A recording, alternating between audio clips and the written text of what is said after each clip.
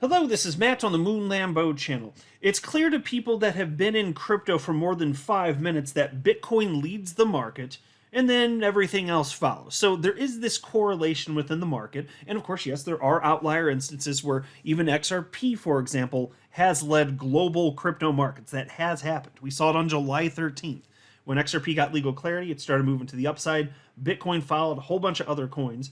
But still, Bitcoin is the leader. It's fair to acknowledge that. But even so, there's a particularly strong correlation between XRP and stellar lumens, which is XLM, of course. But it's not just a correlation. I mean, sure, sometimes you could have one leading the other. It could go either way, I suppose. But you know what it looks like to me, and I think there's no shortage of evidence to support this. It looks more like what is typically happening is XLM is copying XRP. But why the hell would that be? These are two completely different cryptocurrencies. Completely different, right? I say completely. I mean, one's a copy of the other that was modified. You know, one is a clone, and it's not XRP, obviously. But still, what's going on? Like, why are they being treated basically the same? You know, so David Schwarz, who created co-creator of XRP, he weighed in with this on some thoughts, and then the blockchain backer had some additional thoughts on this from a chart perspective, and I thought I'd share this with you in this latest Moon Lambo hot jam. And then there was also this article. Coinbase says crypto industry SuperPAC has raised over $78 million to help elect friendly candidates in the U.S. And this is good. I like to see this. Whatever you think of this type of activity, whatever you think of lobbyists in the world, well, in general, but certainly as applies to the world of crypto, it's just how the game is played.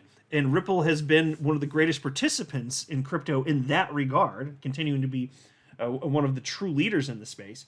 And Brad Garlinghouse had something to say on this topic, and so I'll end the video with that. But before going any further, I do want to be clear. I do not have a financial background of any kind. I am not offering financial advice, and you definitely should not buy or sell anything because of anything I say or write. I'm just an enthusiast who enjoys making YouTube videos about crypto-related topics, but just as a hobby and just for fun. All right, so why did this conversation kick off? Well, there was a post on a social media platform X from XRP community member Mr. Huber, and he simply wrote, how exactly do the Ripple dumping people explain XLM's performance? And that's a pretty good question, right? Because, you know, if Ripple's causing that type of price action, how does that correlate to XLM? Because it's not the case that Ripple is dumping XLM. They don't have XLM to my knowledge, right? And so David Schwarz responded to this, who, of course, Ripple's CTO and, again, co-creator of the XRP ledger. His opinion kind of interesting and holds some weight here. And he shared this chart. So it's an overlap of XRP and XLM going back to, it looks like, the beginning of 2023, or maybe it's just a one-year chart here, because it looks like it does go back into the tail end of 2020. It's probably just a one-year chart showing the price action. And this is so fascinating. So he wrote, CoinMarketCap makes it easy to compare the charts of various tokens. Here's XRP versus XLM over the past year. Look at how closely that correlates. I mean, it's close enough where it's like, fine, they're not quite exactly puzzle pieces that fit into one another, but hey, smooth some edges there. They pretty much are. Clear correlation there. And I'll note that it's not just over the last year. Here, I have a chart for you showing XRP and XLM back to the beginning of time. For the entirety of the existence, of their coexistence, they have always moved in correlation. Always. So it's not just that XRP didn't hit an all-time high last market cycle. Stellar Lumens also did not hit a new all-time high, but it popped at the same time that XRP did. When XRP hit its $2 all-time high, that's the same time when XLM was doing its thing as well. And so somebody asked David Schwarz, Why are they so close, David? Which is a great question. And here's what David Schwarz had to say on the topic. I think there are a variety of factors that might be at play, and it's hard to know which are real. One thing is that all digital assets track each other significantly. I think that's because the market is still trying to figure out if they're going to be a thing, and so industry news affects all tokens. I believe this. And so, folks, this is in line with something that I've been saying for the longest damn time. It's that the market, in its relative nascency, is still trying to feel things out. And it is maturing. We're getting there. But it's not sufficiently clear which tokens are going to be the long-term winners. So broadly speaking, the asset class even now does move in tandem. And so you can even think about how in 2017, every 9 out of 10 coins popped. We hit the euphoria stage of the bull market, but that wasn't the case in 2021. Far fewer coins popped. Now a ton did, but it was not the case that all of them did. So I think that shows maturation of the market and people being at least a little bit more sophisticated. That's what I think anyway. And then David Schwarz says, some have speculated that all tokens track Bitcoin because a huge fraction of the liquidity is to Bitcoin. So if Bitcoin's price moves, it moves the price of all other assets because there's not much drive to change the price with respect to Bitcoin. I'm not sure I believe this. As for why particular assets correlate more strongly, such as XRP and XLM, I think it could be at least partly because people think of them as requiring similar conditions to succeed or fail. But I'm not sure I really believe that. Okay, so he's not sure, but that doesn't mean that he's leaning one way or another necessarily. He could think that it's probable or not probable. He didn't say that. He just says that he's not sure if he believes that. But it's perfectly reasonable to suppose that. Why else might they be moving together? I mean, they're just being treated the same. I mean, you could also argue that's because they're technologically so damn similar. I mean, literally, XRP, the code was copied, slightly modified, and launched. I mean, that alone, I think, is enough to explain perhaps the majority of why this is happening. Because we're a relatively nascent market now. As time passes, will it always be like this, even though one was a copy of the other effectively? Well, not necessarily. I think with a sufficiently mature market, the individual differences of coins are going to be sufficiently parsed out. You're just not seeing that right now. That's what I think anyway. Now, somebody else jumped in and said to David Schwarz, could it be possibly because people who hold XRP also tend to hold XLM? Which is a fair question. I don't think that's the case personally. And David Schwarz doesn't either. He wrote, I can't think of any obvious reason that would cause their prices to track, though. And this is where the blockchain backer jumped in.